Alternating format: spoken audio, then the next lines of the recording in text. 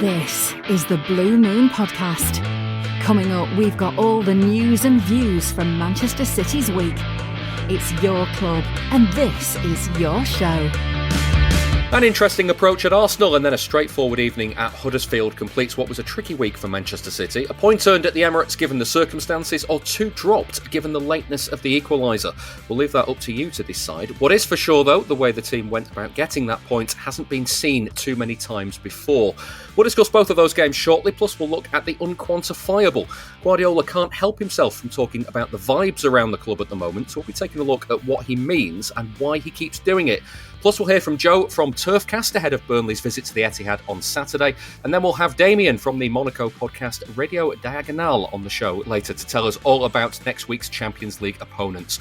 All of that to come. I'm David Mooney. With me this week is City fan James Faulkner. Hello, David. Hello, listener. Hello. And from the Daily Mail, we've got the man who has had possibly the worst day anybody has had in a very long time. It's Jack Gaughan. Yeah. Well, it's a normal day in my life. What is it? It's 4.5 hours. Yes. Since we should have recorded. That I have been working tirelessly with IT to make sure that my microphone is working, and probably the listener that James referred to there would rather the microphone not be working, but it is. So I am buzzing. Yeah, but you're good to go. You're now has all the tension left your body? Are you good? Well, I mean, as you well know, I live with a great amount of tension in my body anyway, so nothing's changed in that sense. Good. Well, we'll talk about some football. Get you through it. We'll start then with the Arsenal and Huddersfield games, specifically the Arsenal one, James, because I guess it's a bit of a surprise to see City so happy to concede possession. It very rarely happens. I can kind of remember them doing it against Atletico Madrid away from home. And there was weirdly a game against Brighton in lockdown when Cancelo got sent off after about 10 minutes. But apart from that, they obviously want the ball more often than not. And I'm kind of interested because I don't know if Guardiola went into this game expecting to do that, or if the circumstances of the game kind of heightened the ability to do that because they scored early on. Suddenly, they've got something to hang on to and they can defend. But either way, it's fascinating, isn't it, how they approached it? There's no chance that he didn't at least 80% prepare for the game to be like that, I think. I think you're looking at what it's like playing Arsenal recently, and I've seen sort of headlines saying that it's sort of devolved into the most boring spectacle in football because they're both terrified of losing that game.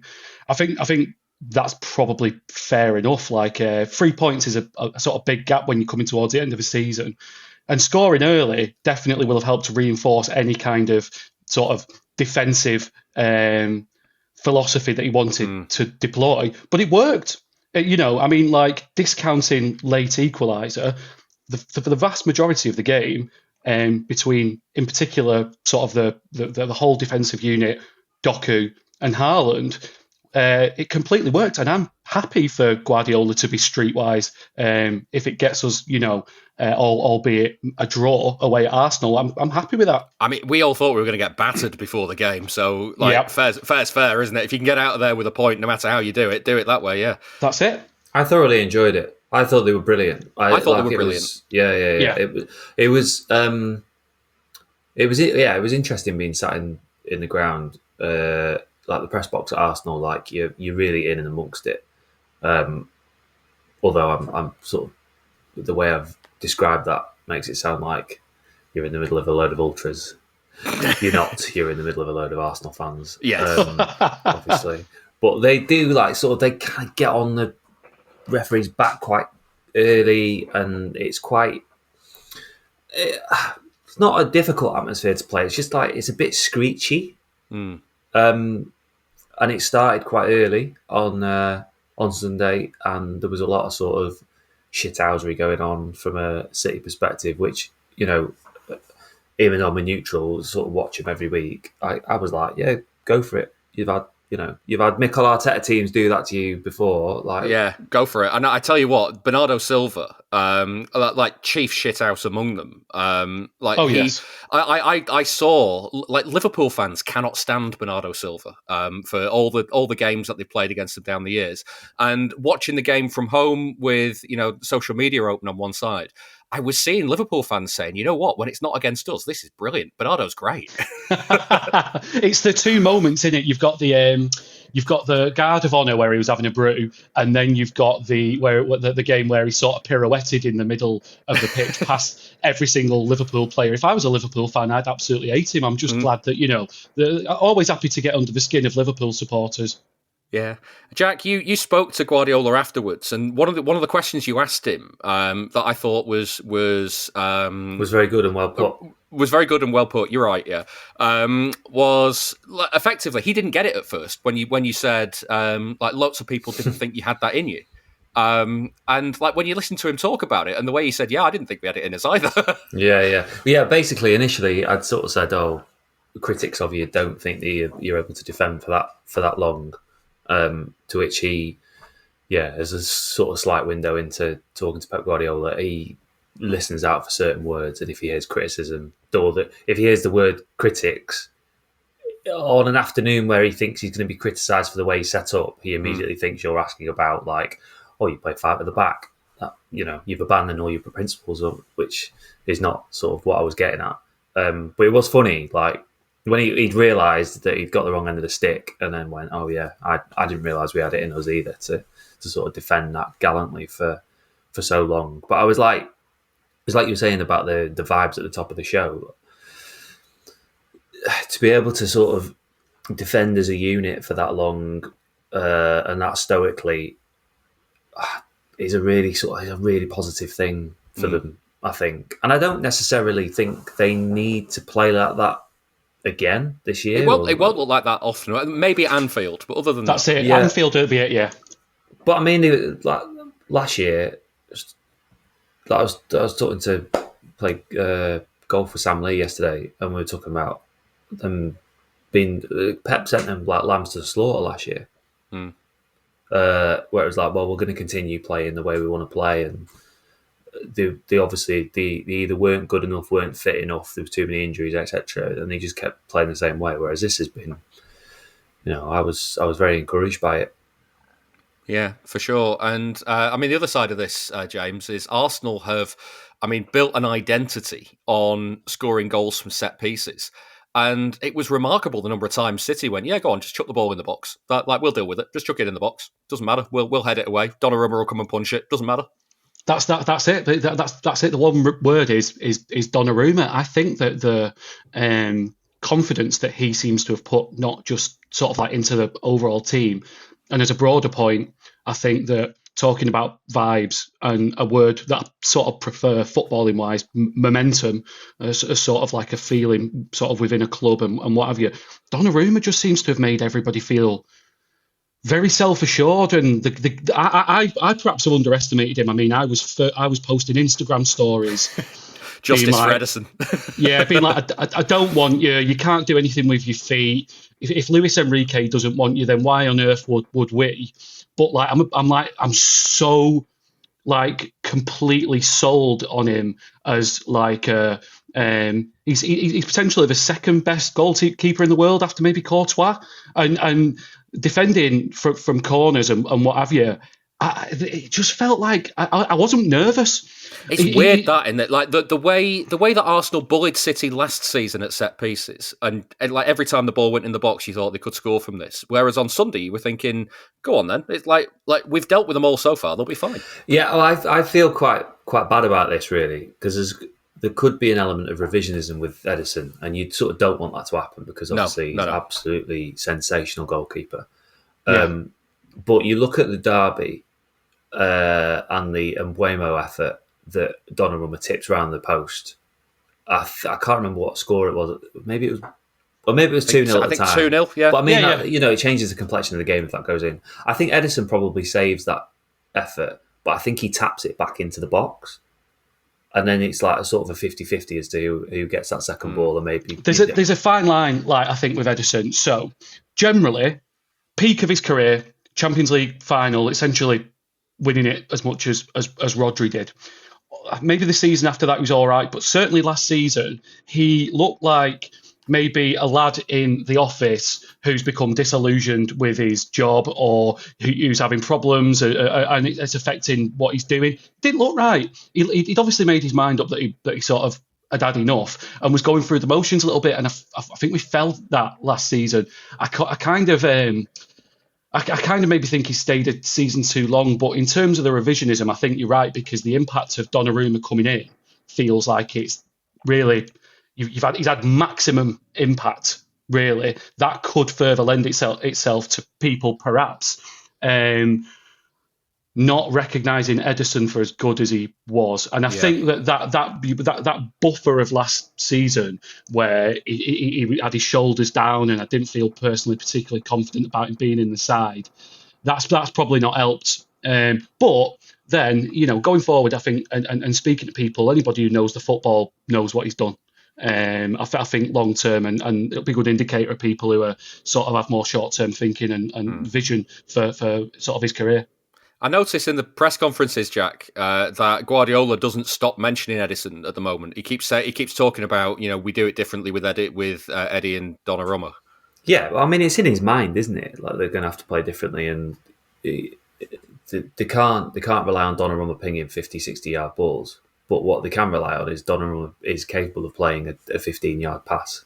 Like that's the way. Yeah. But the way people were talking about Donnarumma when he was coming in was like, the guy can't even walk. He doesn't even know what his toes are.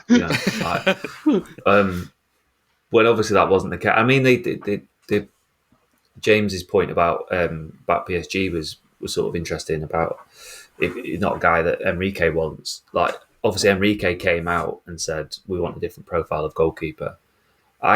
From like sort of people I'd spoken to around Donnarumma when he joined, it seemed like it was a decision that the director of football had made, and it was more sort of around the contract, and that Donnarumma had a contract pre-Club World Cup ready to sign, and they went, we'll do this after the Club World Cup. And then suddenly when the Club World Cup finished, it was like whisked away from him. And actually, it sounded like it had been driven from the board rather than the coach. But then the coach has obviously had to come out and say, we want a different profile of keeper, because they've signed the guy from Rennes, I think. Is it Chevalier? Yeah, that's the one, yeah. I think statistically, by the way, his distribution in Ligue 1 was weaker. Yeah, it's weaker than Donnarumma. No. He didn't say he wanted a better goalkeeper. He said he wanted a different profile. That's what he's got. It's where the metrics of that profile are hitting. We're not quite sure. And then the whole goalkeeping situation around City this summer has been sort of fascinating. Not even touching Trafford, but Ederson is of a mind that they were always after Donnarumma, and I would be inclined to agree. Like, the idea that Donnarumma, they got 3 days before the end of the transfer window and went, oh my God, Donnarumma's available, let's go and get him. But like, it's just complete nonsense. Unlikely, isn't it, at best? So Ederson thought that they wanted to sort of move him on, and actually wasn't as inclined to move on as he had been in previous seasons himself. But then, obviously, Ederson doesn't leave unless Donnarumma's come in, and Donnarumma doesn't come unless Ederson's going. So there's like a massive standoff was happening. Yeah, a little bit. So it's just, and that obviously took quite a long time to resolve itself. And then James Trafford is stuck in the middle. But I mean, like, just going back to the set pieces, I think Arsenal had 11 corners at the weekend, and he come for about 8 or 9. Big punch. Didn't try and catch any of them. It's just like, I know what I'm good at. Bang, have that. And it's, just going back to what I was saying about the derby earlier about the Mbeumo save.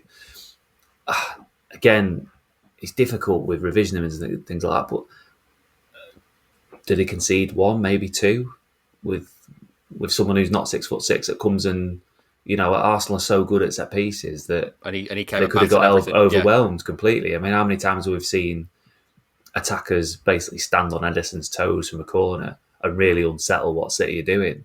But they can't. Well, they can, but at a much much more difficult thing to do with Donnarumma. Yeah, I also, sorry to be I'm a sicko for this new rule about the goalkeepers in 8 seconds, and I think that's a big thing as well for the reason why Donnarumma was punching it, because if you catch the ball, you're giving away another corner unless you can get rid of it in 8 seconds, or if you punch it, you've got a chance of winning the second ball and you can keep it and build up from there. So there's a lot of I don't understand that. Oh, so because if you come and catch the ball, Arsenal in previous years would have dropped off, because you'd realistically in your 6 seconds you'd actually get 25, 30 seconds or so. But now you've got 8 seconds and the referee will punish it. So instead Arsenal push up and stay pressed high. No.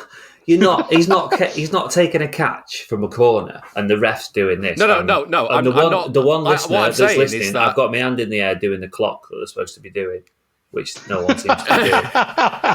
What I'm saying with this is that I think over the next few seasons you'll see goalkeepers punch a lot more than they catch. Well, you're part of the union, so yeah. My membership says I have to say that anyway, so there we are. That's interesting. I've not thought of that at all. Yeah, I think it's changing the game, and we don't really realise how it's going to do it just yet. I think it'd be fascinating. So what you're saying is that Donnarumma, within 2 weeks of being in English football, is altering how goalkeepers play. Hey, I mean, he's changing English football. He is. Much like his predecessor. He's at the right club to do it, because it's Guardiola, Edison, they've all done it. This is a paid promotion for NordVPN. A bit later on in this week's show, we'll be previewing the trip to Monaco and City's first Champions League away game of the season. If you're heading out there, or if you're heading abroad at any point during the season, then keep yourself protected and help to support the podcast as well with a subscription to NordVPN. A VPN allows you to switch your virtual location, so it means that if you're hanging around the airport or the hotel before or after City's game in Monaco, then you can switch it on and make sure that you're not missing out on any of your subscriptions from home, because you can watch TV shows or films that aren't available in your region. Make sure that those subscriptions are not going to waste. You can also be sure that any connection to public Wi-Fi is safe, so you don't have to worry about your private data being hacked. And Nord's Threat Protection Pro means you're also safe from viruses, malware, and phishing sites. Whenever I've been away from home, I've used NordVPN to keep myself safe, and I've also used it when recording the podcast while out and about as well, using Wi-Fi in hotels, cafes, and even, on one occasion, a motorway service station. Now, I use it on Mac and iPhone, but you can also use it on Android, Windows, Linux, and even your Android TV. I connect in one click by opening up the app and choosing one of more than 8,000 servers across 127 countries. But if you want peace of mind, you can turn on Auto Connect for the VPN to be active whenever you're online. One NordVPN subscription can also be used across 10 devices as well. To get the best discount on your NordVPN plan, go to nordvpn.com/Blue Moon. Our link will also give you 4 extra months on the 2-year plan. There's no risk with Nord's 30-day money-back guarantee as well. Head over to nordvpn.com/Blue Moon to get it, and we've also put the link in this week's episode description. Ad-free episodes are available on Patreon. Sign up at patreon.com/Blue Moon Podcast. Let's talk about the intangibles then as well, because a lot's been made of Guardiola's approach to the game with Arsenal on Sunday. But every time he's been asked about it, he's ended up dropping hints about something else instead. Let's take a look at something a bit more unquantifiable than the tactics.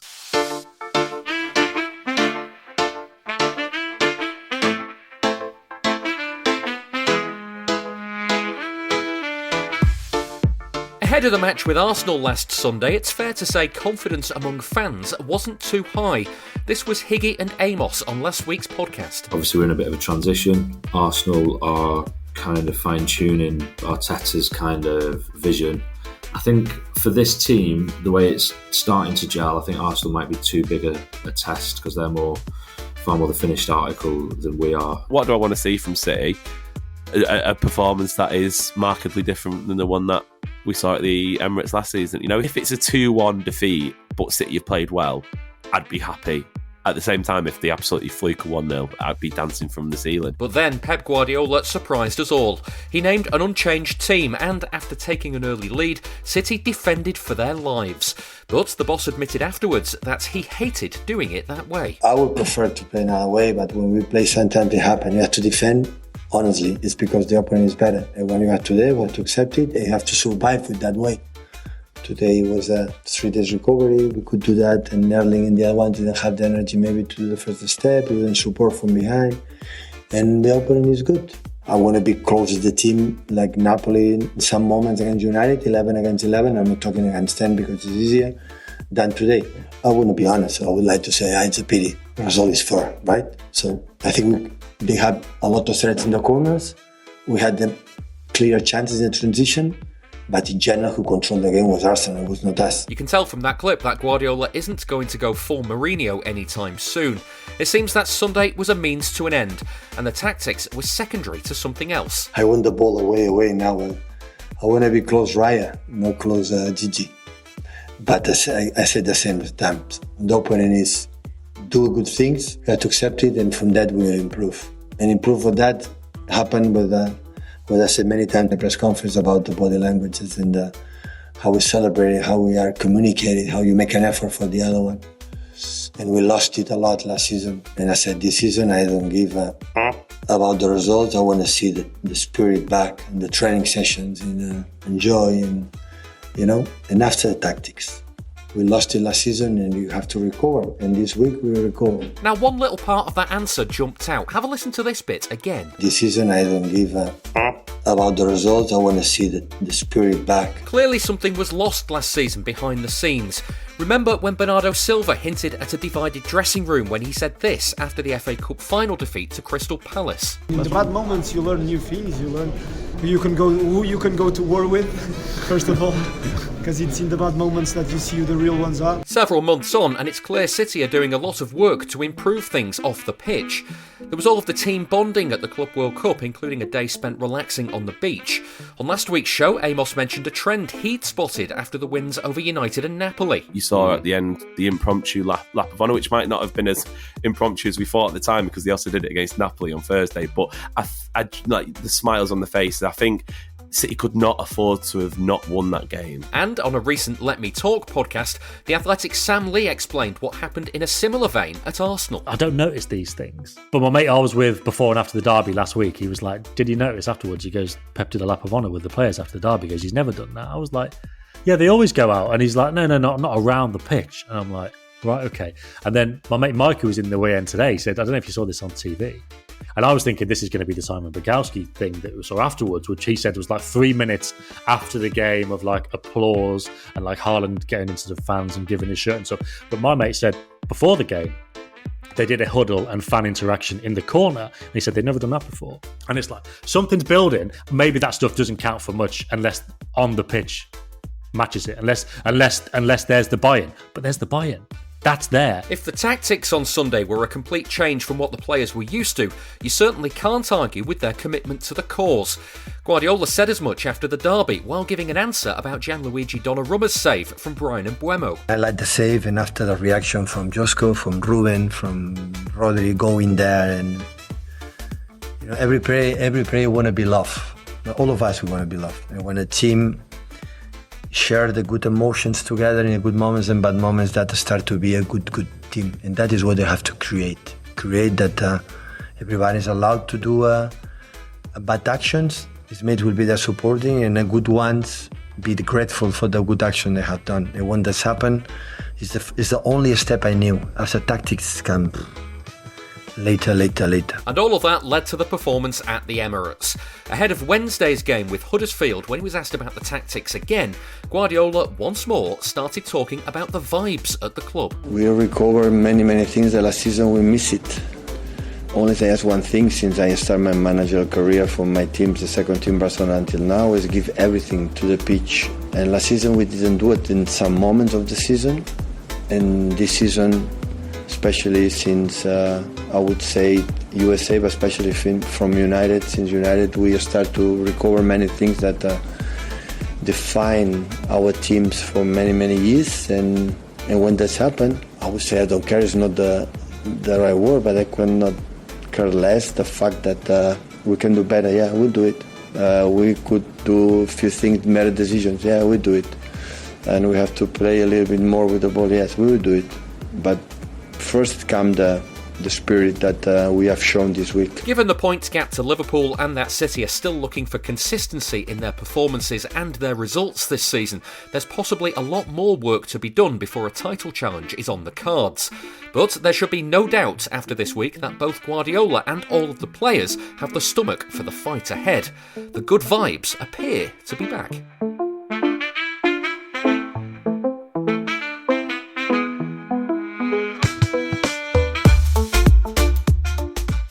I'm Carlo Nash, you're listening to the Blue Moon podcast. If you enjoy the show, please give it a rating and a review wherever you get your podcasts. So, Jack, you've been in press conferences with him a lot this week. He keeps talking about team spirit, vibes, everything else that kind of comes with it. He went unchanged for Napoli and then for Arsenal for what he said was consistency. But good vibes comes into it as well, I guess. Yeah, I think it was one of the main things that there was the issue last year was they weren't they weren't fighting for each other as much. And it is an intangible and it is an easy thing to say, particularly in hindsight, but I think quite a few of us at the time were saying, like, this doesn't feel right. And I think even though America ended up being a little bit of a disaster in the summer, I think they'd laid quite a lot of groundwork for better vibes there, because there was a lot of, a major tournament. You got loads of time between the games. You can do all sorts of stuff, sort of team bonding wise. Go to the beach, have a kick around, that sort of thing. Yeah. So I think that was good for them, even though the end result wasn't. And obviously that's sort of taken a kick in with the Spurs and the Brighton results. And I mean, look, Brighton, Pep looked lost to me at Brighton. He looked like he'd run out of ideas, which I like. Yeah, I'm staggered that they've managed to have the week that they've had actually after Brighton. But clearly, after that result, certain players have stepped up and the management have stepped up and they've reacted in a way that they wouldn't have reacted last year. Yeah. And James, you see it a lot that, like over this week alone, they did a lap of honour after the game against United. They did a lap of honour after the game against Napoli. Sam Lee in that feature there was talking about how one of his mates in the away end at Arsenal had told him that they'd come and done a huddle in front of the away fans before the game. They spent ages on the pitch after the game. Haaland was chucking his shirt in, all that sort of stuff. Even Bernardo Silva kicking Gabriel in the way that he did. That kind of builds into it as well. I can't really explain why, but it feels like they're really trying. At Huddersfield, they spent minutes and minutes and minutes after the game in front of the away fans. Again, they're really working hard at this, aren't they? So I think, number one, I don't agree with huddles. Prior to or after the game, I'm not having a huddle. However, do you know what? Right, I think they sort of points perhaps just come to me, but they probably sensed that City fans were maybe a little bit confused, I think, at the approach to perhaps the last 18 months. Sort of key points being persisting with the same players and system last season because it was full of players that Guardiola felt like were robotically programmed to do what he needed to do, regardless and yet they couldn't run. Yeah, regardless of whether or not it worked. Into January, I think a lot of people were disillusioned with the fact that so we signed. I'm going to call him Victor Rice. I'm not calling him Victor Heiss. So Victor Rice, Kuzanov, Marmoush, and Nico Gonzalez. All three really of terms in terms of apart from Marmoush, disappeared. And I think there was some frustration in the fact that perhaps Kuzanov wasn't playing more, and it felt a little bit like, what's Nico Gonzalez? What's his role in the team? Particularly then when you come to sort of the next element of it, which is when we're out in the States and Tijani Reinders comes in, and then you look a little bit more.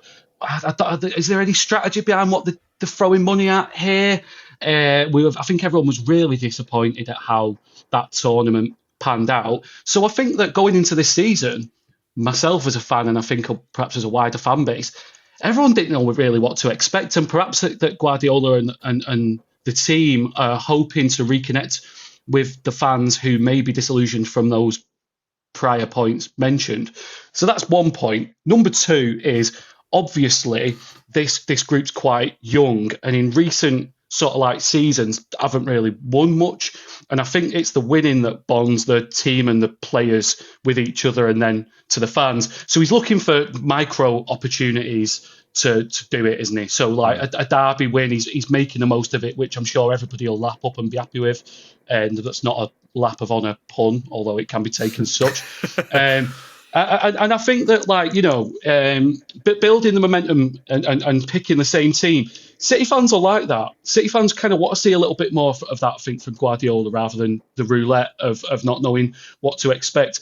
I think creating a safe environment where our expectation as fans and Guardiola's expectation of a similar selected 11 can only like create a good bond with everybody. And I think like we're strongest when we've got momentum behind us.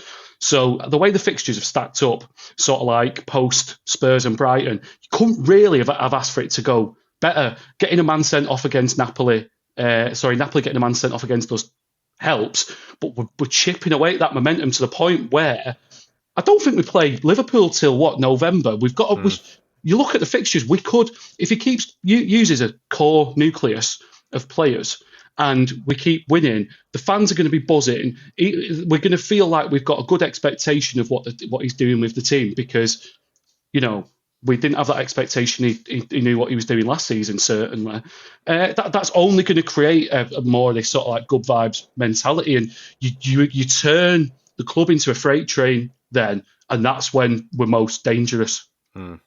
You'd look at the week as well, Jack. He said in that feature there a couple of times, tactics come second to good feeling and kind of team spirit and that sort of stuff. Like he made a big thing of like after that Donnarumma save, I think it was Diaz and Haaland and Rodri all went to him and give him a bear hug and a fist bump and all that sort of stuff. It just strikes me how much of a contrast that is to last season. Yeah, completely. I mean, I would take what he says about the tactics with a large pinch of salt. They've won a few of the titles because of the way they've played. I know that sort of.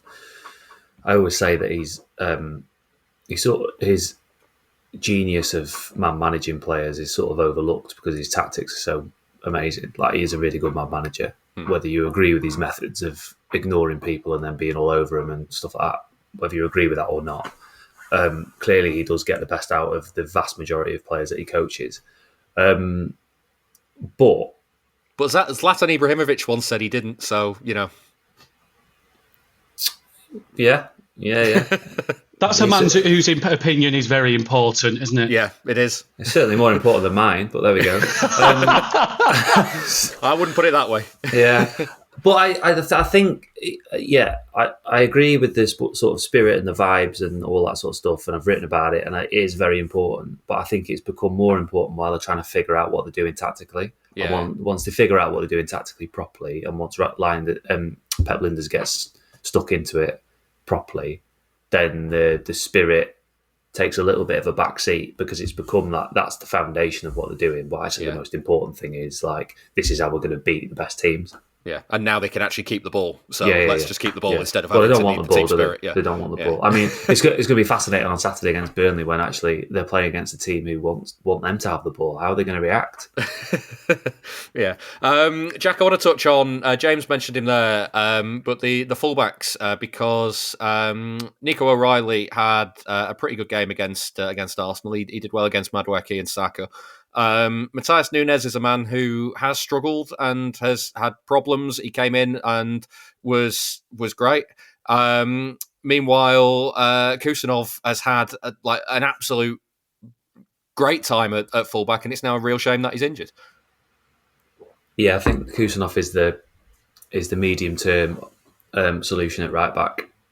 Gives them defensive solidity that Nunes and Lewis don't. Obviously doesn't have the tactical and positional nous of Rico Lewis, but can fly forward.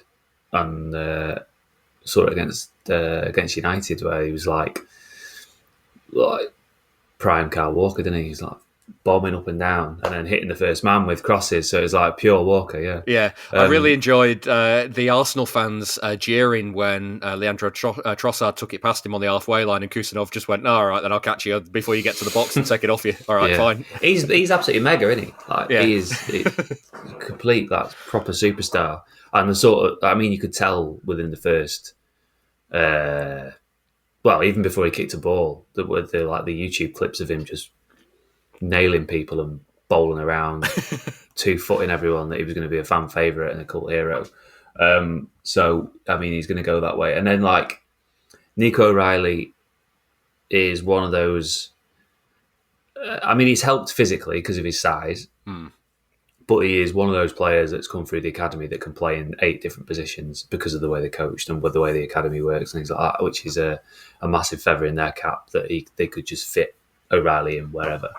And he looks at home, defensively brilliant. I thought Madueke was probably Arsenal's most dangerous player in the first half, but O'Reilly came out on top, which just goes to show how good he was. And then someone was saying to me earlier in the week when we were talking about some of the younger players, he went, O'Reilly, he's really, really good at left back, like, can really make it his own. But he'll do something every game where you go, you are like a number 10. Like he'll nutmeg someone on the touchline. And Sorry, I took he'll do something as make a mistake, but it's not necessarily make a mistake. No. I think he recovers quite well, doesn't he? I think if he does miss the ball or the man goes past him, that he's got the physicality and pace to like win it back. And I think my hot take of the moment is that he's a better left back than Aït-Nouri. I think defensively, yeah. I mean, Aït-Nouri, we saw it in America. I think it was the Al Ain game in Atlanta, where he was unbelievable. Like, he's just like bombing forward, like going. Pretty good final ball as well. But Al Ain are like playing, I don't know. I don't want to say Stockport because I think that's derogatory to Stockport, genuinely, right? So you sort of in games like that, you kind of get fooled and get tricked a little bit. I think if you'd have asked anybody of the signings who they were most excited about and who most would slot into our system, they'd have said Ryan Aït-Nouri. And I think that, like, perhaps that built up in me, and I've been sort of studying him from what I've been able to. Obviously, I think he has missed a couple of games now with injury, but I just like what O'Reilly gives us. I think I feel like, perhaps I've got it wrong, Aït-Nouri seems to really narrow the flank, and O'Reilly seems to broaden the flank somewhat. And he seems to get involved in areas, particularly going forward, that I've not seen Aït-Nouri do in the Premier League for City so far. I mean, he's a specialist in that position, and O'Reilly is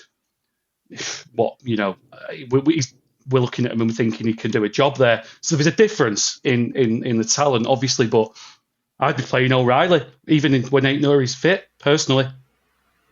O'Reilly takes up, in the final third, or when they're sort of progressing over halfway, O'Reilly sort of takes up those half spaces in a way that you would as a number 8 or a number 10, which actually opens up either overloads the midfield or opens up the wide areas, which helps sort of a Doku or a Marmouche. Whereas with Aït-Nouri, he's I agree with you that he does narrow the pitch, but he when he's playing well, he does sort of hug the touchline a little bit. But I don't know whether he's been asked to sort of come inside. It could be that, yeah. Seems a strange thing though, because it like you would want his qualities. You would want him hitting the byline and that's what I thought he was here to do. Yeah. But you're right. He's not really. He hasn't really done it yet, has he? No, not at all. He don't look super comfortable, and I just think O'Reilly. I think that part of it. I mean, this shouldn't be the baseline for choosing someone, but I kind of think he deserves it a bit more as well at the moment. I think that the performances he put in last season and how comfortable he looked against Arsenal why shouldn't, I mean, I'm always going to be biased. I think he's local, isn't he? I think he might be from Colliers.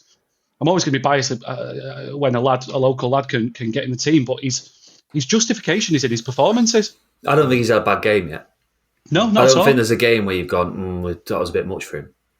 No, I mean, did he change the cup tie against Bournemouth? Was it last season? That was the key. Well, that was the moment it changed for him.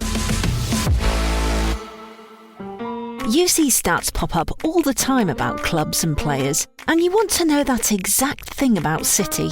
There's an answer. Statscity.co.uk. Want to find out all of the players who played alongside club legends like David Silva, Sergio Aguero or Vincent Kompany? Or maybe you'd like to know which team found it hardest to score past Joe Hart. You can find out City's record in every competition, at every stadium, and under every manager. Just go to statscity.co.uk and browse away. That's statscity.co.uk.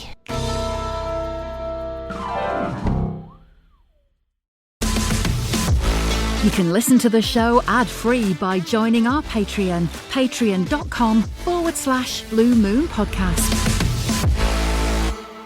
There's another player that's obviously a local lad that I think we need to talk about from this week as well, in Phil Foden. James, it feels like he's now playing at the moment with the weight of the world lifted from his shoulders in a way that he hasn't done for some time.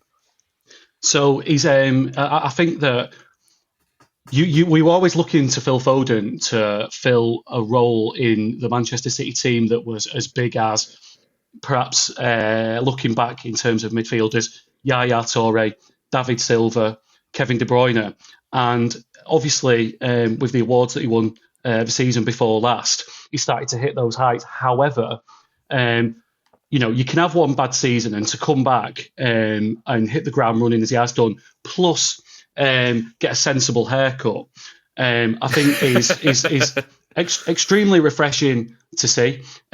He's as good ability-wise as any other player in that position in the world.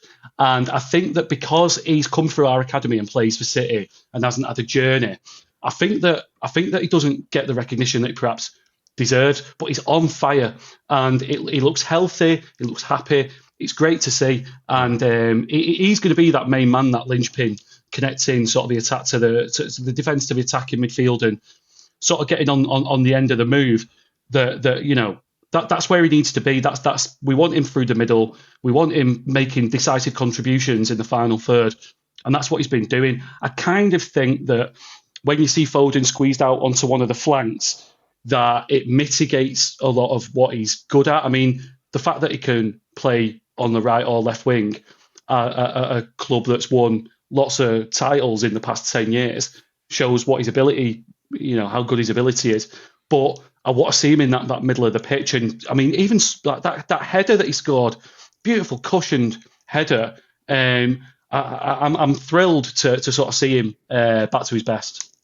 It's the little things, isn't it, Jack? The things that I've noticed recently is I think we're going to say the same thing. Hang on. Go on.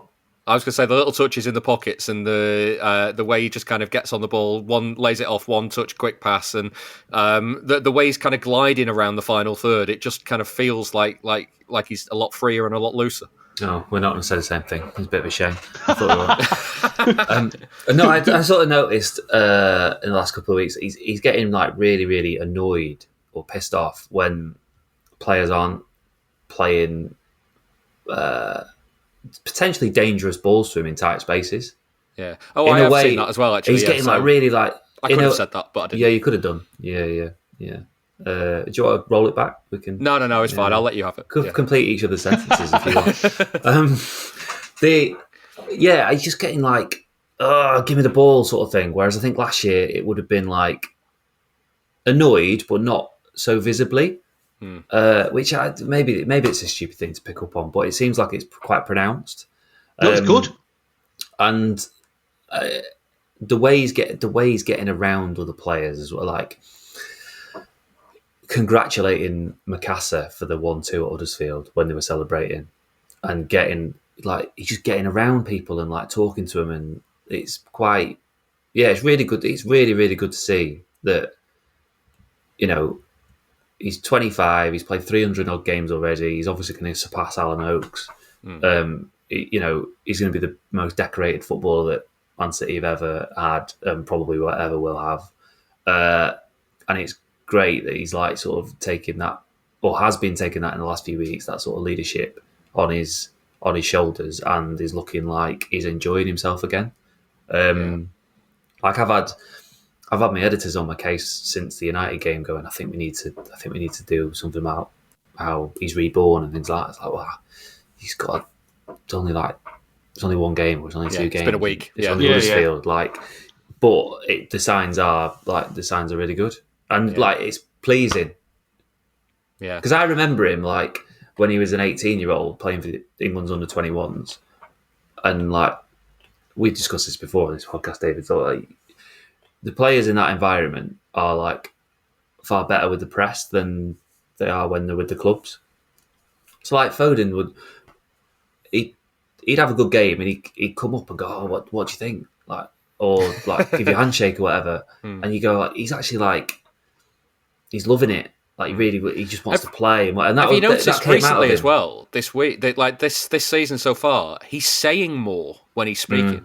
Like he's actually like he's the content of what he's saying is a lot more. Like there's a lot more to it than in previous years. Like you'd be full of kind of media trained cliches, whereas now he's kind of like he's talking about the team and like the role that he's playing and all that sort of stuff as well. I think there was an answer about Guardiola on. I think it might. Maybe the Arsenal game, or maybe it was United. I can't remember. But it was really, really in depth, and in a way that you would go, Phil Foden's never talked like that before. Like something's obviously changed with him. Maybe it was he's been quite open about his mental health last year. Maybe there's a bit weight has been lifted in that respect as well, or maybe someone's got around him and gone, come on, like. De Bruyne has gone. You're the main man in this midfield. This is your midfield. There's a vacuum that's opened up, and perhaps as he's matured on a personal level, and that professional vacuum's opened up for him, he's clearly standing up to it, isn't it? And that's good. That's what you want. Yeah. But it is 3 games, isn't it? Yeah. That's the sort of. You don't want to I'm hamstrung by the fact I want it for him so much. Yeah. I think everyone's the same. I think the press are the same. I think we all want him to do like really well for very similar reasons to you guys, I think. Yeah. James, just quickly, Jack mentioned Mukasa there as well. He started the game at Huddersfield. A pair of Heskies came off the bench. It's an interesting time to see these young players come in and get involved. So I looked at the bench, and like I'm normally pretty good, and I was like, didn't really know half the players on the bench. But it's good because, like, listen, like, no disrespect to Huddersfield, but a great team to play in that moment, because it kind of was watching like City train, wasn't it? I mean, that is disrespectful to Huddersfield, so sorry about that. But like we didn't really get sort of like past second, third gear, and to be able to then integrate some young players into debuts and to have Nico Gonzalez have a half decent performance and look pretty comfortable in the midfield. That's really positive. The only person I'm not willing to give any sort of credit to is Savinho, aka Mini Judas. So yeah, Mini Judas has got a little bit of work to do to get back in my affections after his flirtation with Tottenham. But everybody else, great as far as I'm concerned. Yeah. That aside, Jack, I just want to ask you quickly about Nico Gonzalez, because he seemed to get quite a lot of coaching from Guardiola afterwards. What did you make of it? I mean, it was so long. The video that I took, I didn't think it was going to ever post. I didn't think it was ever going to I was like looking at it going, oh my God, like it's going to be midnight by the time this goes up. But boy, was it worth it. Wow. To see a video of 2 grown men talking to each other on some grass. One of them pointed quite a lot. The other one looked quite sheepish. It was. It still wasn't as bad as, was it Nathan Redmond? And he'd even play for us. He'd be like, listen, Pep, nice one and all that, but can you get out of my face? We've just lost in the last minute. Can you sod off? Yeah. I thought the Gonzalez one was a bit of one in the eye for people who say that Pep only does it when the cameras are on. There was no cameras about apart from there was a camera on him. You filmed it. Yeah, but it wasn't there wasn't a man trailing him on the pitch,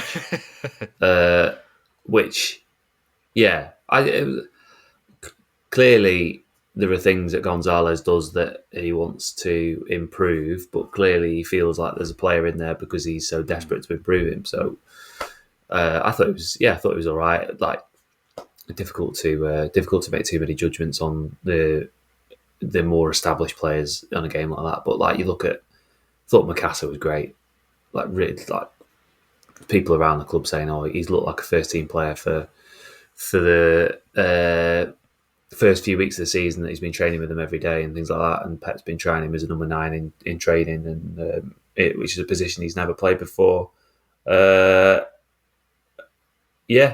like we spoke to him after quite briefly. Seems like a nice guy. Foden came up after to sort of bash him on the head as he was talking to us, which sort of is another indicator of good how vibes. Sort of good Foden vibes. Is how he's reacting with other people. Macassar sort of loosely offered to play a round of golf for me, which will never happen. It is an interesting night. Yeah. Burnley and Monaco to come now.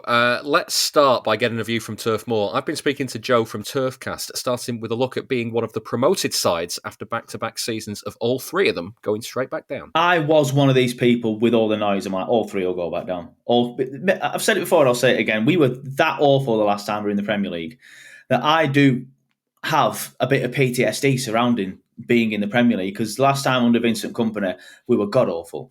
Obviously, the time before that, we weren't great, hence why we got relegated. But I feel like Burnley have started well and shown that they're not going to be bully boys, they're not just going to be a pushover. That label's hopefully going to stay with Wolves. Leeds have come up, and even though I do think they'll get relegated, I feel like they've made some okay signings. They've got 7 points. All right, they've beaten Everton and Wolves and drawn with somebody else, but they're still beating the teams that they should be beating, but they need to be beating to be able to get the points and stay up.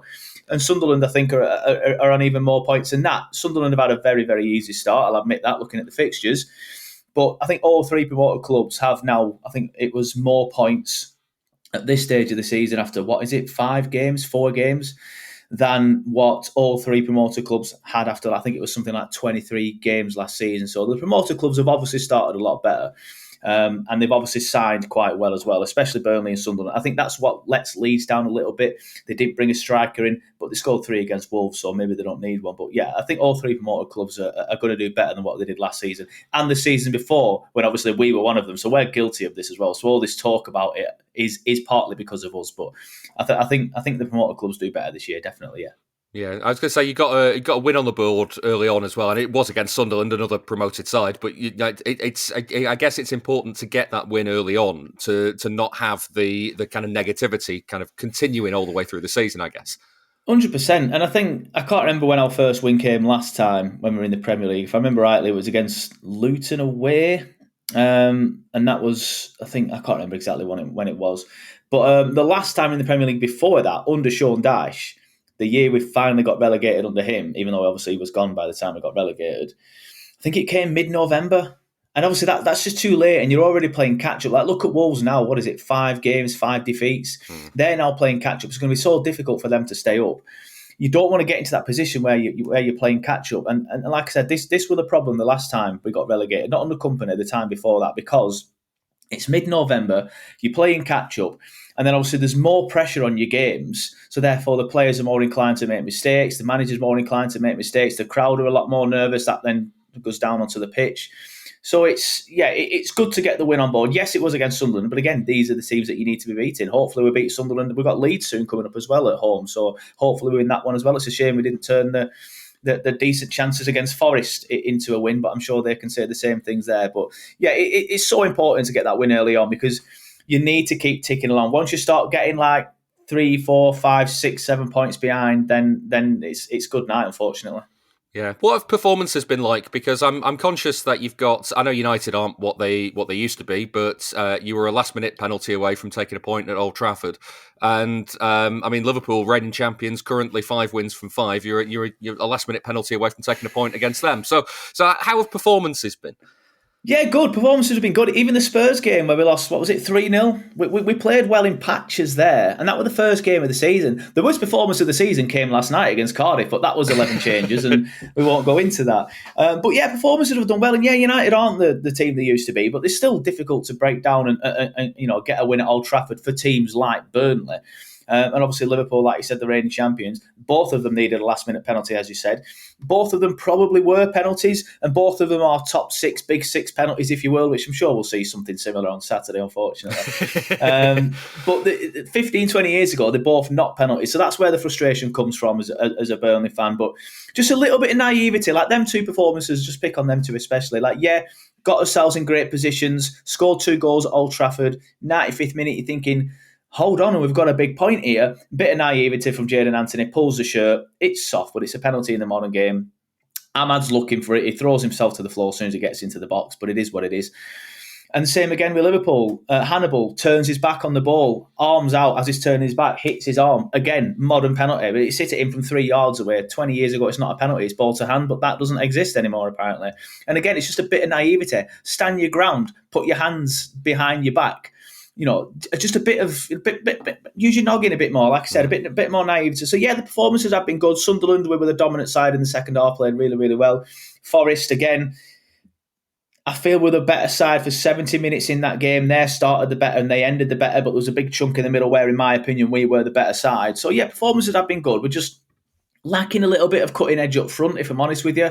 And there's a little bit of naivety creeping in these moments where we've had these penalties conceded against us. So the signs are good, but there's bits that we need to improve on. Yeah, there's obviously one major common link at the moment in Kyle Walker. How's he been doing since he's arrived? Really pleasantly surprised. I say pleasantly surprised. I knew he'd come in and do well. I know why we signed him. We signed him because he's got bags and bags of experience, like won multiple Premier Leagues, won the Champions League. He's coming in, he knows what he's doing. There was a moment actually against Forest on Saturday where one of their players went. I think the ball went out, or one of their players were receiving a bit of treatment, and he got up really quickly to try and take a quick free kick. But then Kyle Walker were bellowing at Dubravka, the goalkeeper, "Get down, pretend you're injured." And then as soon as he goes down, Kyle's like, "Hey ref, you can't restart the game yet because he's injured." Just little things like that, and that's what we missed last time. Because when Vincent Kompany came in, he signed a load of young, unknown, up and coming players from Europe, and we just didn't have that experienced professional to sort of like grab the situation by the balls sometimes and drag us through the games, whereas Cal's come in and done that. And there's even been some not serious shouts, but some questions on social media and stuff like maybe he should be the captain, but obviously that would be very harsh on Josh Cullen. But yeah, he's come in, he's played really, really well. I remember when we did sign him, I'm in a WhatsApp group with a Leeds United fan and a Sheffield United fan, something that we did last season.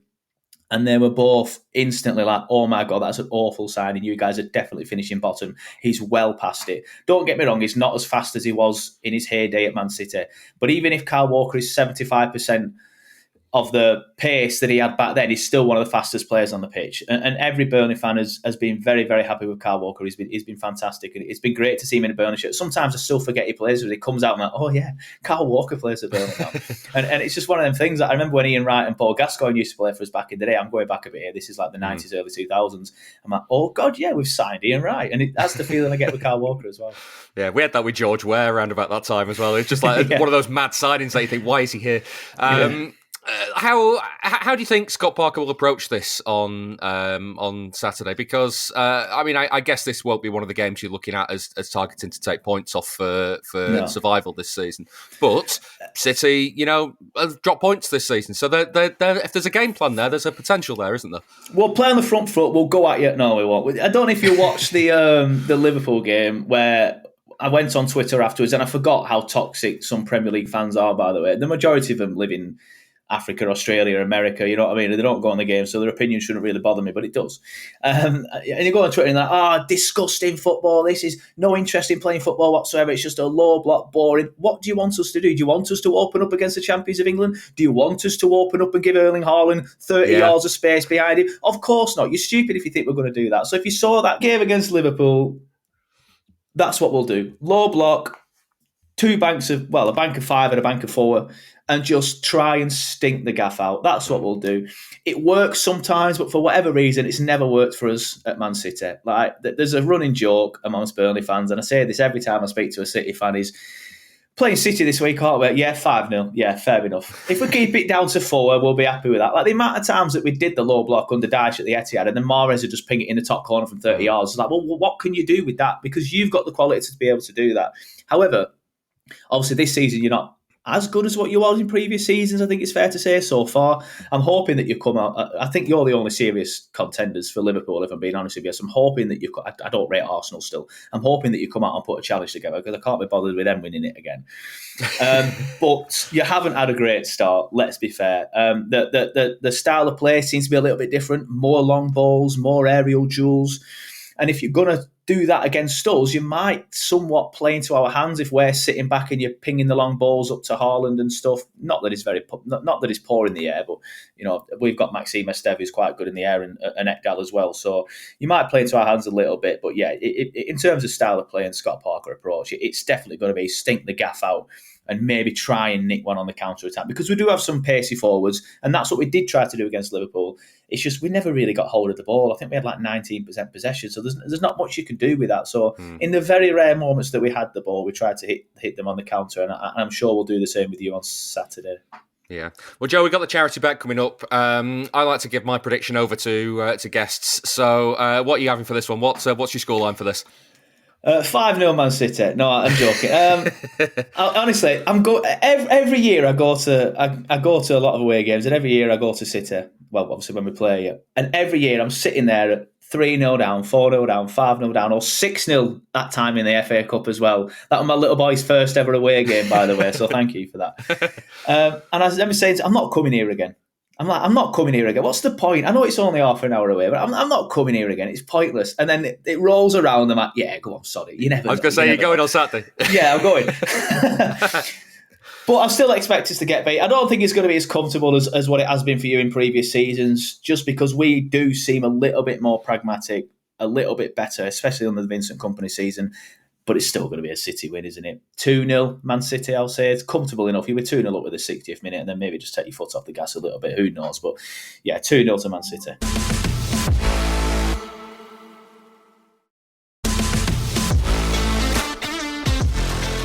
Email the show through our website, bluemoonpodcast.com.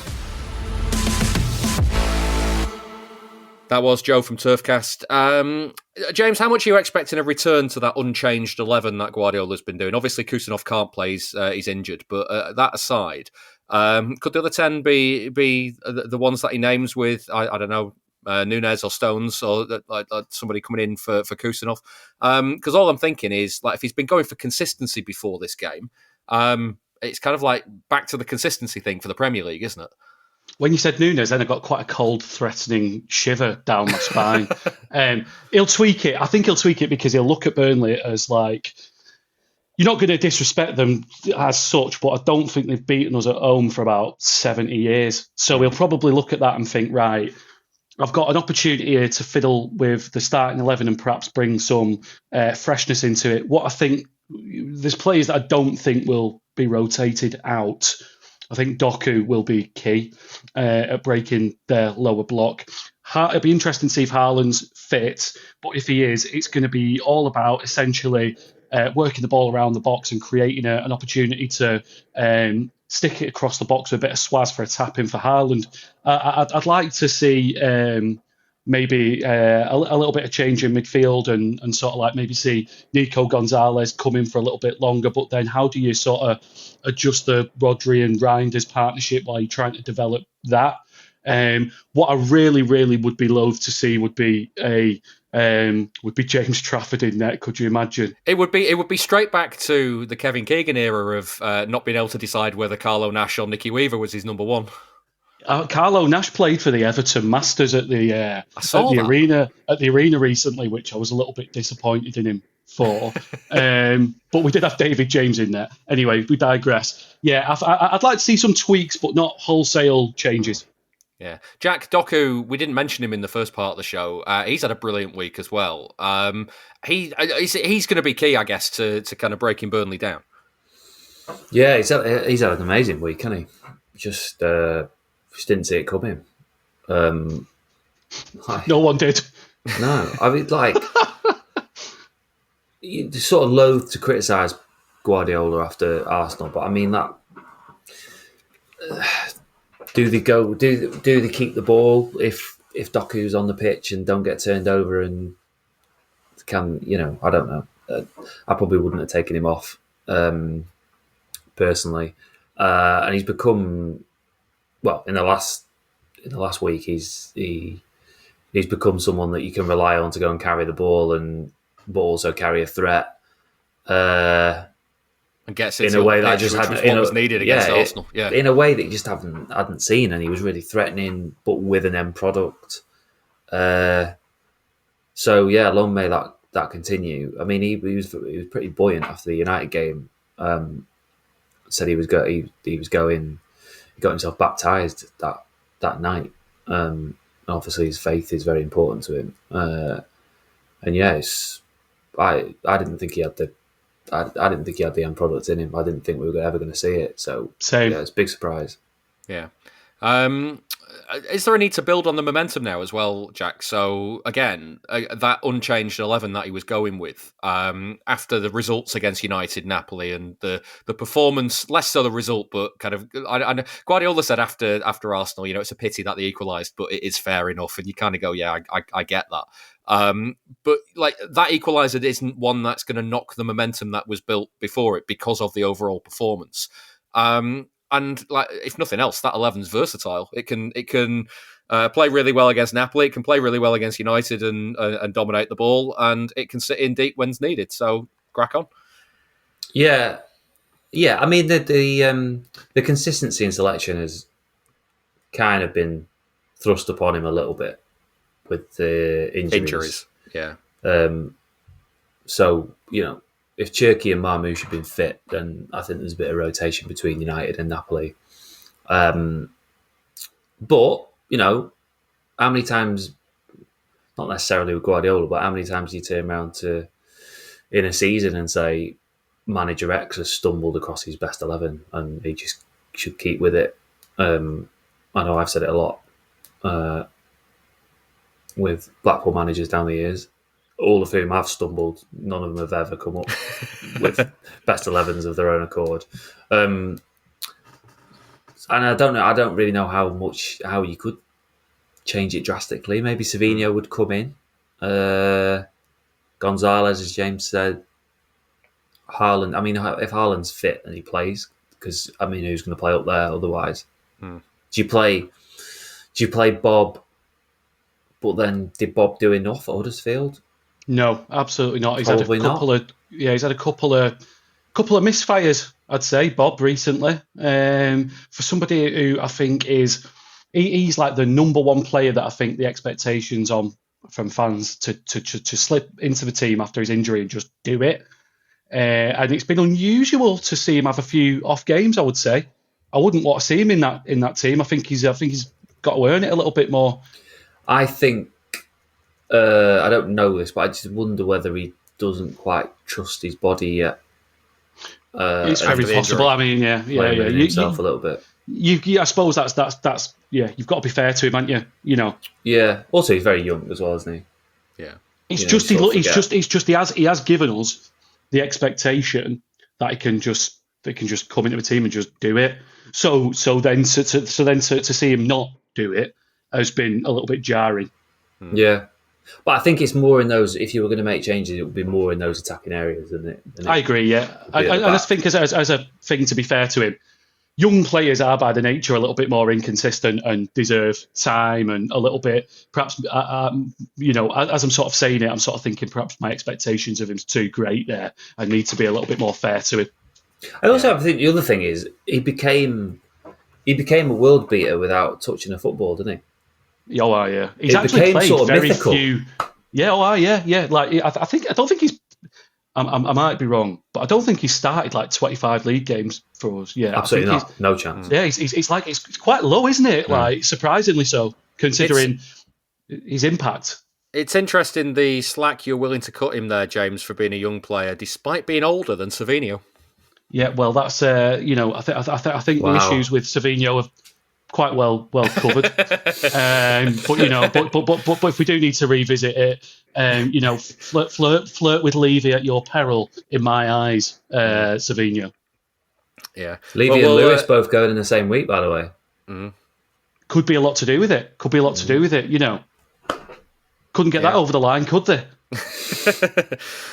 Let's take a look at Monaco as well. I've been speaking to Damien from the Monaco podcast Radio Diagonale. Well, as you say, the leading Ligue 1 is quite surprising for us because we didn't expect it that PSG, of course, is one of the best team in the world currently. And yeah, they lost against Marsilia on Monday night. And yes, it was quite a surprise. So in the end, we are quite happy because we are in top of the league. But I don't know if it's deserved because when we saw at performance of the team, it's not as high as we expected, as we want.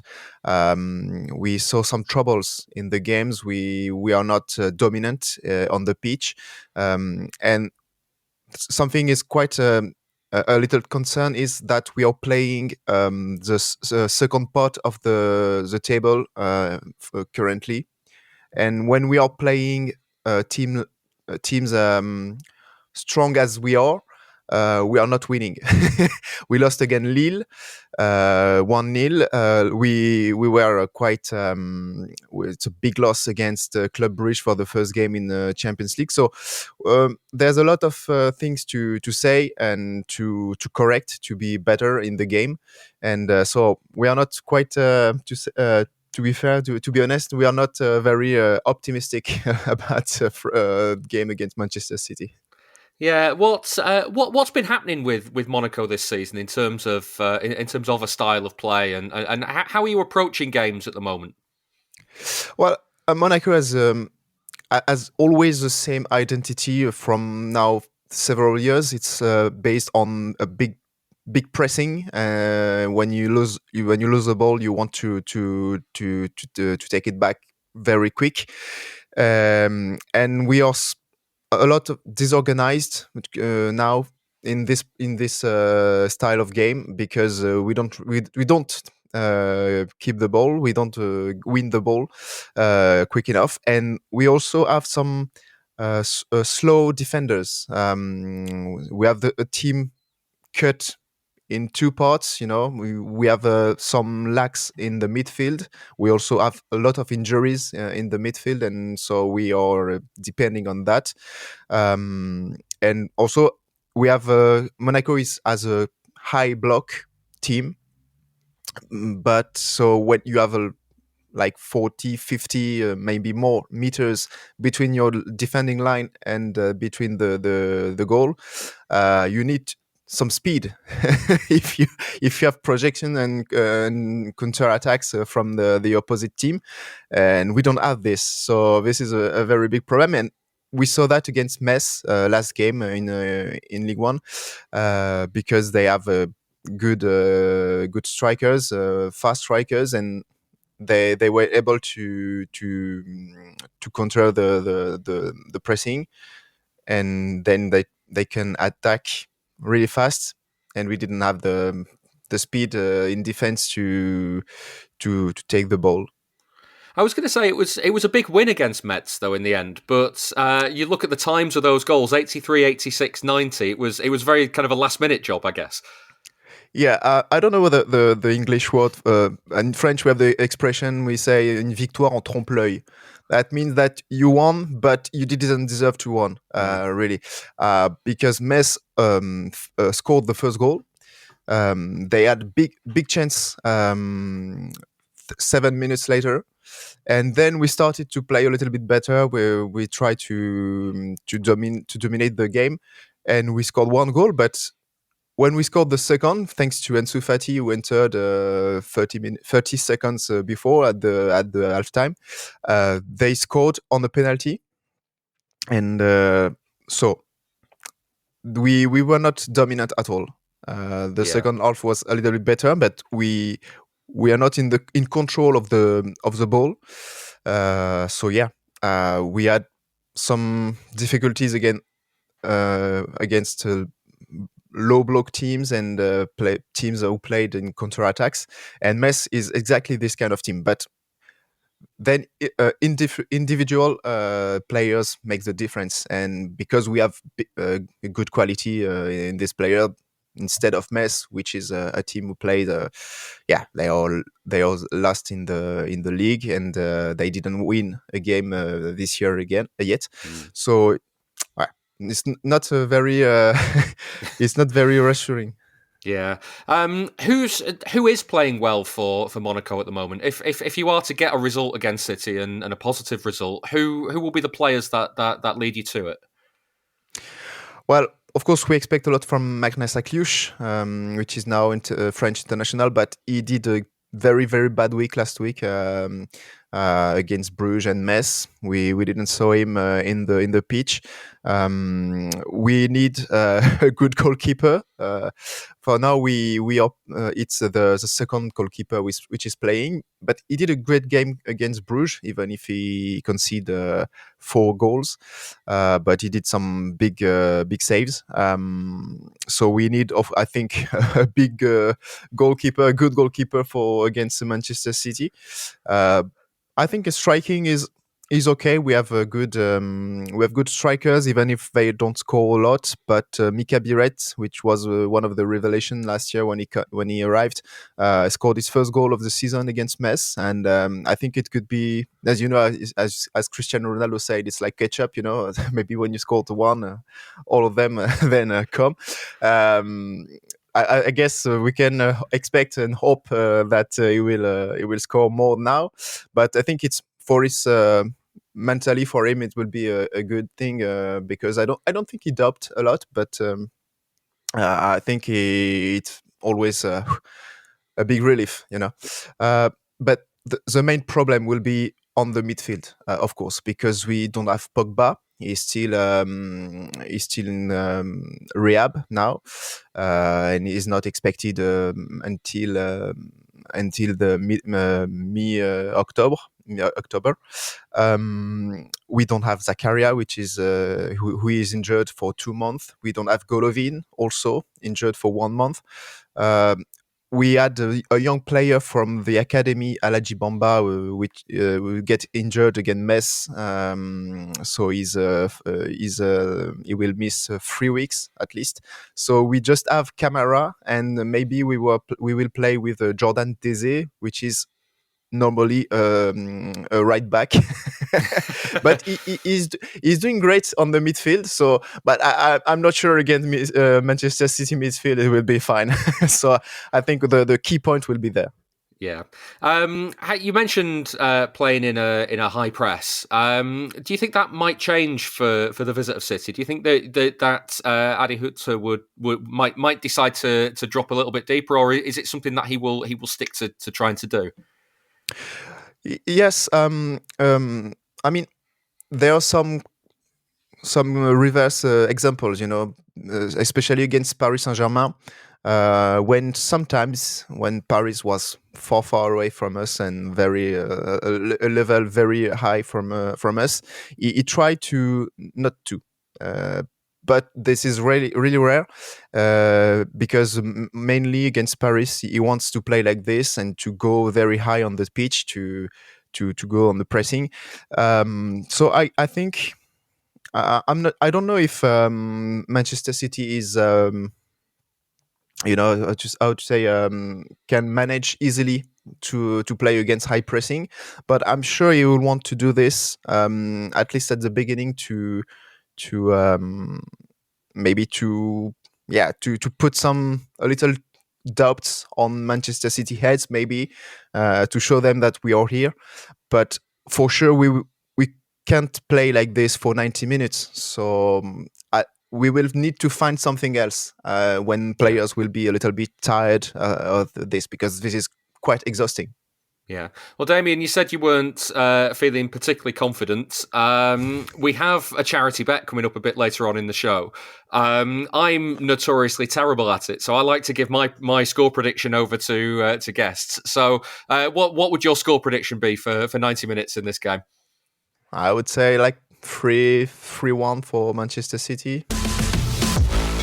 The Blue Moon Podcast. If City won't let you down on the pitch, let us let you down off it instead. That was Damien from Radio Diagonale. Jack, Monaco currently top of Ligue 1 on goals scored, level on goal difference No. and points. Try that again, David. Are they not? Have Try that changed again. now? No, you're not saying that. You're not getting away with League 1. Ligue 1. League 1. That's what you want. Ligue 1. Yeah. Okay. Ligue 1. And you can keep that in. Yeah, I am keeping that in. Don't you worry. Don't know why I said that so threateningly. Level on goal difference and points with PSG. And my gut instinct there was that this is going to be tough. But then listening to Damien, he was like, I don't know why we're there. We don't deserve to be there. So I don't know what to make of this game anymore. No, I was saying this to a few of the lads when the draw was made. That the draw that City have got is quite enticing, and they look like big ties, because they're sort of well-established names of European football that they're playing, but I think some of them aren't. I don't know. Well, Monaco definitely fall into that category for me.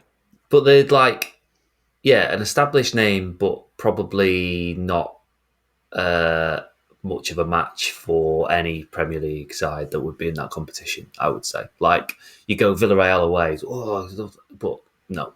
I mean, they should hammer Villarreal away. They should beat Monaco comfortably, and the home games they should win easily as well. So I don't think there will be, unless there's some form of heads off syndrome, I don't think there's going to be the same problems as there were last year.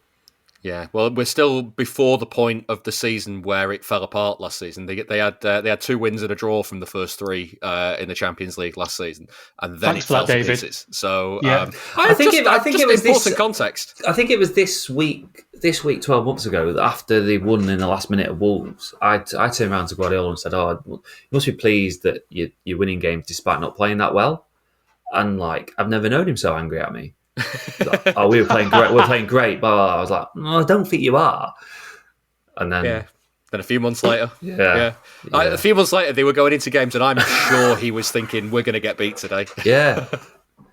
Jack, he seems quite a prickly character. Like when you're chatting to him, is he almost like, wait, is he expectant that he's going to face some form of criticism, and like he sort of like sets himself up for that, like rather than people, being nice, extra nice to him?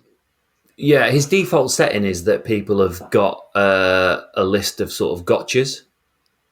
Right. So that was that was certainly how he sort of approached his presser after the Arsenal So he's game. backs up like before he even sort of like But I also think that helps him and that drives him, and he needs someone to rail against.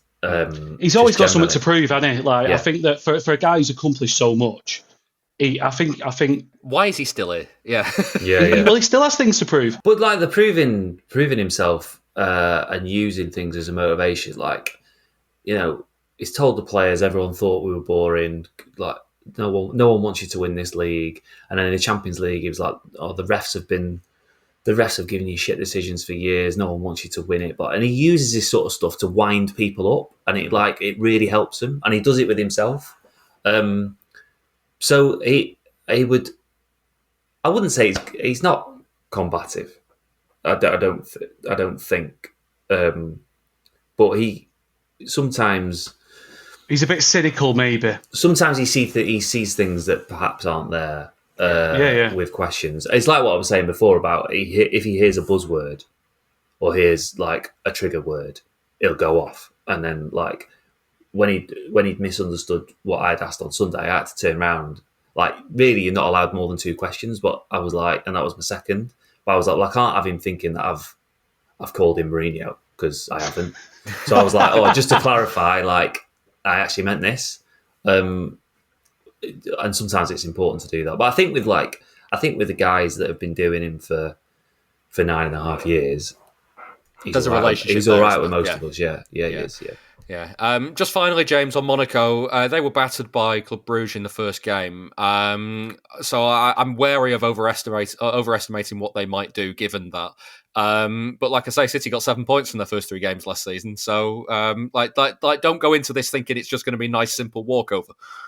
Well, they are top of the league. I mean, I know it is League and not much. League One, mate. League One. Sorry, yeah. I know it is League Uno, but you can't extrapolate a lot from a side being top. But they're above PSG. The squad is riddled with a few ex-Premier League sort of stars. You've got Zakaria in there in midfield. Ansu Fati, who was the heir to Messi. Fortunately, there's no Falcao. Still got his lob seared into my brain. But I mean, listen. You're going to come up against some outfits that have got a little bit less pedigree, and I am probably guilty. We had a conversation earlier.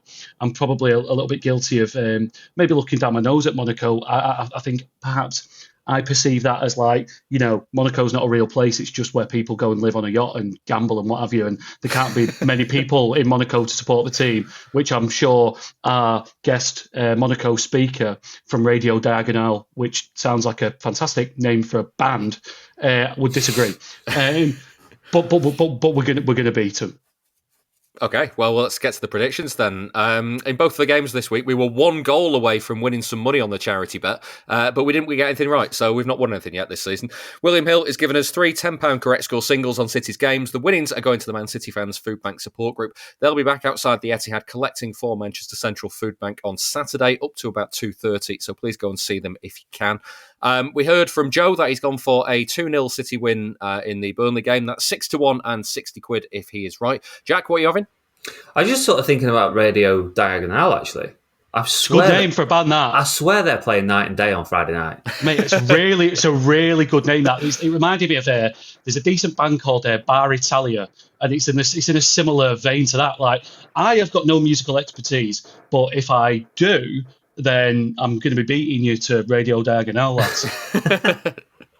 Anyway, prediction, Jack. Sorry, 4-0 against Burnley. 4-0 is 9-1 and 90 quid. James, to get all 4.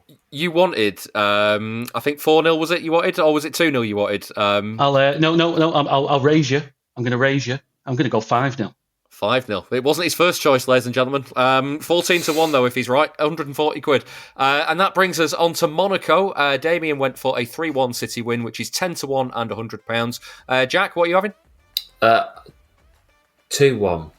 2-1 is 7-1 and 70 quid. And once again, James, you sent me your predictions and then it got torpedoed by one of our guests. So what was your backup choice?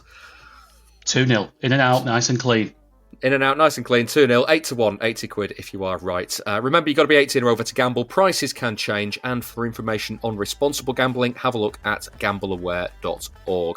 Now then, that is it for this week's Blue Moon podcast. Thank you very much for listening. And thanks also to my guests for this one, Jack Gaughan. Thank you very much, mate. And James Faulkner. Thank you very much, Jack and David. And thank you also, listener.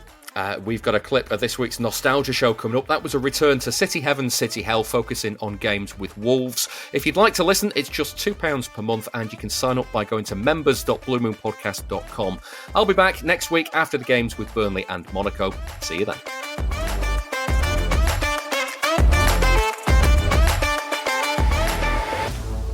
That was the Blue Moon Podcast.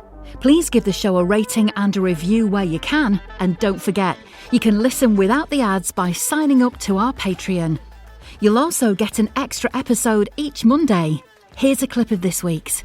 I knew City were in trouble in this game. Firstly, because we had you on the podcast the week before telling us just how bad Wolves had been at the start of that season. And mostly because Guardiola in his pre-match press conference had called Hwang the Korean guy. Yeah, I just as that commentary happened there, that clicked in my head as well. But it's funny because the week after, there's a guy, I don't know if he still wears it much. There's a guy that sits right in front of me at Molineux, and he's got a wall shirt from that season. It just says the Korean guy on the back of it. I remember Calvin Phillips gave an interview that said it's the biggest week of my City career, and he played against Newcastle in the League Cup and then didn't feature again. Matthias Nunes, a player that Guardiola would later go on to say he doesn't fancy him in the centre of midfield.